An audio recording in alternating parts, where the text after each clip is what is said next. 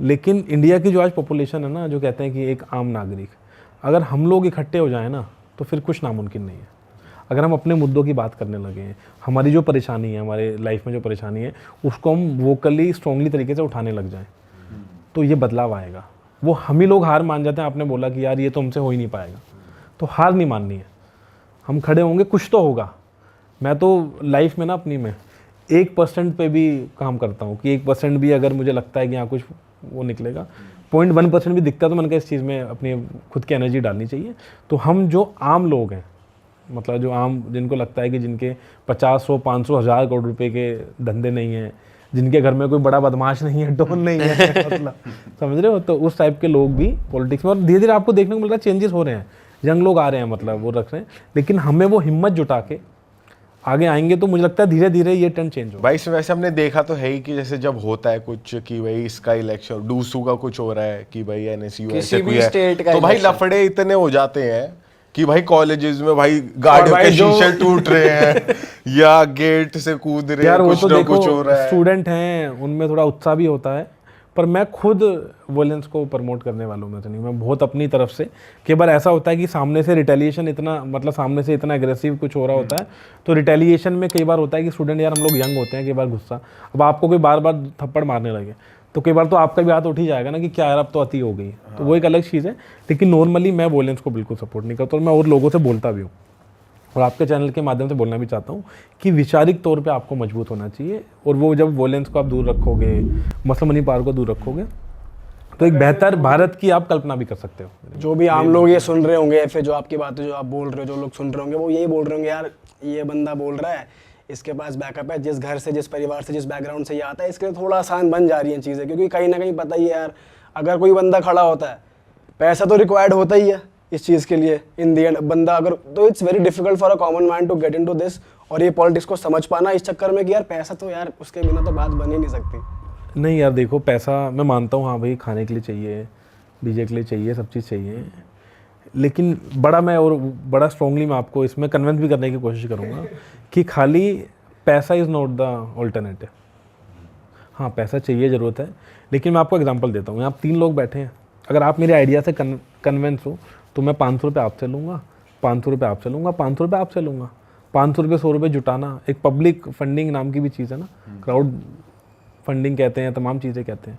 तो अगर आपके आइडिया इतना स्ट्रॉन्ग होगा, आपके विचार इतने स्ट्रॉन्ग होंगे, आप इतने इशू बेस्ड पॉलिटिक्स कर रहे होगे, तो आपके लोग आएंगे आपको सपोर्ट करने, और लोग आते हैं सपोर्ट करने। मुझे बहुत लोगों ने सपोर्ट करा है, तो लोग आते हैं फिर सपोर्ट करने, अगर आपका आइडिया स्ट्रॉन्ग है। क्राउड फंडिंग इसमें होती है प्रॉपर कि भाई लोग पैसे, यार लोग मदद करते हैं, अगर आपका आइडिया और स्ट्रॉन्ग है, बड़ा ओपनली बोलूँगा, उसका इनफॉर्मल और फॉर्मल दोनों तरीके का एक तरीका होता है, लोग आते हैं। और मैं बड़ा ये स्ट्रॉन्गली बताऊँ कि अब जैसे आप लोग हो, अगर आप एक्चुअल में यंग इशूज़ की, सोशल इशूज़ की बात करें, तो लोग आएंगे मदद करने कि यार चलो कुछ तो हमारे मतलब की बात हो रही है। तो अगर आइडिया और इशू स्ट्रॉन्ग होगा तो लोग मदद करने आएंगे। हाँ ये ज़रूर है कि अब चुनाव थोड़े महंगे हो गए, इसको लेके हमें यंग लोगों को अवेयर होना पड़ेगा कि जब चुनाव में कोई पैसा देने आ रहा है तो उसको गाली देने की हिम्मत रखो कि पैसे में मेरा ईमान खरीदना चाहता है।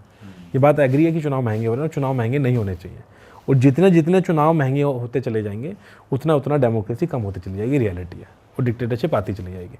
तो मैं आपके इस पक्ष में हूँ, और मैं आपसे ये बात तो एग्री करता हूँ कि चुनाव महंगे हो गए कि आम लोग अपने आप को बहुत दूर महसूस करने लगे हैं सियासत से, कि राजनीति सियासत से हम बहुत दूर होते जा रहे हैं। उसका कारण ये है कि चुनाव बहुत महंगे हो गए हैं। और अगर आप एक्चुअल में डेमोक्रेसी की बात करें, डेमोक्रेटिक कंट्रीज़ की बात करें, तो हमें चुनाव महंगे होने पर लगाम लगानी पड़ेगी, और ये हम यंग लोग ही कर सकते हैं, और हम आम परिवार के लोग ही कर सकते हैं, जिनके बड़े बड़े व्यापार। ये भी सोल्यूशन भी दो। सोल्यूशन यही है कि जो मतलब आम लोग हैं वो पॉलिटिक्स में इंटरेस्ट लें, वो क्यों डर के भाग रहे हैं, वो बात करें इशू की। जब गली में उनका पार्षद, विधायक या वो सब आता है, उससे सवाल करने की हिम्मत करें कैमरा ऑन करके कि वास्तविकता में ये कमी है, निकालें कैमरा। फ़ोन में स्मार्टफोन तो बहुत चीप हो ही गया है यूज़ करना, तो निकालें स्मार्टफोन, डालें, भेजें। आप जैसे नौजवान जो लोग देश में बड़े प्रसिद्ध होते जा रहे हैं, आप लोगों को भेजें वो क्लिप्स, आप लोग फिर अपना भी चर्चा करोगे। तो फ़ोन निकाल के एक बार बात वो, लेकिन वो हिम्मत चाहिए। फिर वो लोग उसका क्या करें जो उनको दबाने के लिए लोग आ जाएंगे? कितने लोग दबाने के लिए आएंगे? तो कुछ लोग तो इस देश में, हमारे देश की बड़ी जो कल्चर है, बड़ा स्ट्रॉन्ग कल्चर है, कुछ लोग उसको सपोर्ट करने भी आएंगे। अब ये करके देखिए, मैं आपको करने देता हूँ, मुझे भी ऐसे लोग सपोर्ट करने आए और लोगों को भी सपोर्ट करने आते हैं। और ये बात अक्रॉस पॉलिटिकल पार्टी में बोल रहा हूँ कि बेशक किसी पॉलिटिकल पार्टी का आदमी गलत कर रहा है तो हमें ये बात करनी चाहिए कि फ़ोन निकालें भैया। अब जब चुनाव महंगा किस चीज़ में होता जा रहा है, किस चीज़ में महंगा हो रहा है चुनाव? आप कैश बांटने पे लग गए होंगे, आप गलत चीज़ें बांटने पे लग गए होंगे। मैं उस चीज़ का नाम नहीं लेना चाह रहा, आप लोग समझ गए मैं क्या कहना चाह रहा हूँ। तो जब वो चीज़ डिस्ट्रीब्यूट हो रही है, सब हो रही है, तो आप लगाम लगाएं, बोलें भाई कैसे आप बांट रहे हो, क्योंकि ये बात सच्चाई इन्होंने, देखो एक बात तो बिल्कुल सच कही है, जो जब पैसा ज़्यादा लगाएगा तो फिर वो रिकवरी भी करना वहाँ से चाहेगा। तो ये याद रखना, जो ज़्यादा पैसा दे रहा है ना वो फिर लेगा भी उतना ही डबल। ज्यादा करप्ट होगा वो ज्यादा करप्ट, नीचे ही नीचे ज्यादा खींचेगा फिर वो खींचने पे लग जाएगा। फिर जनता कहेगी यार ये तो हमने तो खाली एक शर्ट ली थी, ये तो पैंट भी लेके भाग गया। अच्छा भाई, आप पैन इंडिया इलेक्शंस में पार्टिसिपेट करते हो, तो कौन सी स्टेट ऐसी है जहाँ पीसफुली सबसे इलेक्शंस हो जाते हैं और लोग जेन्युइनली कैंडिडेट पे वोट करते हैं, और कौन सी स्टेट ऐसी है जहाँ बहुत मुश्किल हो जाती है? यार देखो, मैं मुश्किल तो बताऊं, स्टूडेंट वाले, मैं स्टूडेंट्स की बात ज़्यादा करूँगा क्योंकि मैं स्टूडेंट्स का नेतृत्व कर रहा हूँ, उनके उससे हूँ। तो स्टूडेंट्स के इलेक्शन तो देखो डिफ़िकल्ट तो होते हैं, लेकिन अच्छा ये है कि किसी भी स्टेट में इतना भी डिफ़िकल्ट नहीं आया कि हम इलेक्शन से पीछे हटे हो या हमें लगता है कि इलेक्शन गलत है। बड़ा मज़ा आता है, बड़ी क्रिएटिविटी निकल के आती है।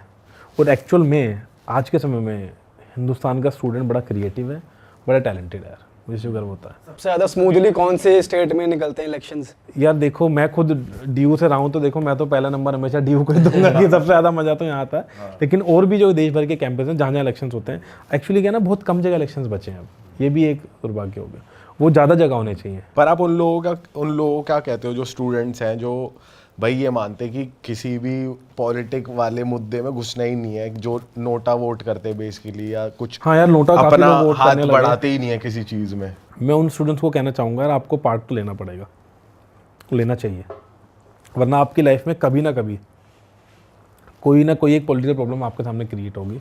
तब आप कहोगे यार मैं तब नहीं बोला था, तब मैंने पार्टिसिपेट नहीं करा था। और डेमोक्रेसी का मतलब यही है ना कि पार्टिसिपेशन ज़्यादा से ज़्यादा हो। जैसे मैं कैंपस में देखता हूँ कि वोटिंग परसेंटेज थोड़ा कम होता है स्टूडेंट्स का। सच्चाई ये है कि वोटिंग परसेंटेज जिस दिन 70-80% स्टूडेंट यूनियन इलेक्शंस में होने लगे ना, तो रियल डेमोक्रेसी निकल के आएगी। तो ज़्यादा से ज़्यादा पार्टिसिपेट करना चाहिए, ज़्यादा से ज़्यादा इन्वॉल्व होना चाहिए, तभी उनके इश्यूज़ भी हैं, कुछ ना कुछ है। और इश्यूज़ देखो सबके होते हैं, वो छोटे हो बड़े हों। वही मेरा नेक्स्ट क्वेश्चन यही था कि सबसे ज़्यादा इश्यूज़ कौन सी स्टेट में आपको देखने को मिलते हैं यूनिवर्सिटी वाइज, और क्या इश्यूज़ हो रहे हैं यूनिवर्सिटीज़ की तरफ से कि स्टूडेंट के लिए आज के समय में बताऊँ, इतना क्राइसिस में मैं फील कर पा रहा हूँ ना स्टूडेंट्स को, बिग क्राइसिस। तो इश्यूज़ तो सभी जगह हैं, बहुत भयंकर तरीके से इश्यूज़ हैं। मतलब मेजरली इंफ्रास्ट्रक्चर को लेके हैं, फीस को लेकर है, क्या फीस भी है, इंफ्रास्ट्रक्चर भी है, 3-4 चीज़ें मैंने बताया। वो पूरा एक आपको मैं निकाल के दूँ, 6-7 चीज़ें। फेलोशिप स्कॉलरशिप्स मिल नहीं रही हैं टाइम पे बच्चों को। एकेडमिकल ईयर 3-3 4-4 महीने लेट चला जा रहा है। चलो कोविड के समय मान लिया था तकलीफें थी, कोविड को बीते हुए इतने 5 साल हो गए, अभी तक वो चलता रहेगा। आप सोचो, मतलब अभी कौन सा मन चलता है, 3-3 2-2 4-4 महीने एकेडमिकल ईयर लेट हो गए हैं, एग्जाम 2-2 3-3 महीने लेट हैं। समझ ही नहीं आ रहा, बच्चा मार्च फरवरी में एग्जाम देता था, आपको याद होगा बोर्ड्स का, अब एडमिशन जाके सितंबर अक्टूबर तक हो रहा है। उससे पहले प्राइवेट प्लेयर आ जाते हैं, कॉलेज यूनिवर्सिटी वाले। बच्चा वहाँ डर गया, प्राइवेट में जाए गवर्नमेंट में जाए, बच्चा कंफ्यूज है, परेशान है, फ्रस्ट्रेट है। फिर कॉलेज में जाए तो पता लगा जी पंखे नहीं चल रहे ठीक है, वहाँ परेशान।